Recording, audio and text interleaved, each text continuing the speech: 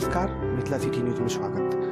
केंद्र सरकार द्वारा कोरोना के विरुद्ध एक दिवसीय जनता कर्फ्यू भारत एवं बिहार में सफल रहा। इसी क्रम में दरभंगा, सीतामढ़ी, SH 75 के आसपास गांव में एवं अन्य कस्बों में लोगों के द्वारा दुकान बंद कर इस कोरोना से लड़ने की संकल्प लिया गया। कोरोना का कहर देखते हुए पूरे बिहार को लॉकडाउन किया गया। जरूरी खाद्य सामग्री, स्वास्थ्यकर्मी, मीडिया, बैंक, ATM के अलावा सभी नगर की दुकानें बंद रहेगी। कोरोना के कहर को देखते हुए दरभंगा का प्रसिद्ध श्यामा मंदिर प्रशासन की ओर से यह अधिसूचना जारी की गई कि कुछ दिनों तक मांगलिक कार्यों को आप अपने घरों में ही करें या इस कार्यों को रोक लगा दिया गया।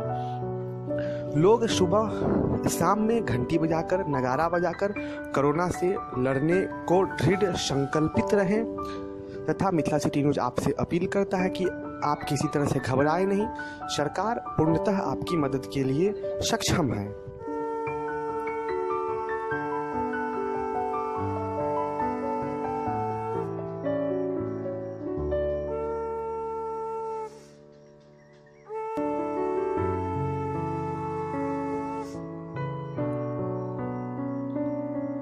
मिथिला सिटी न्यूज दरभंगा से राहुल कुमार झा।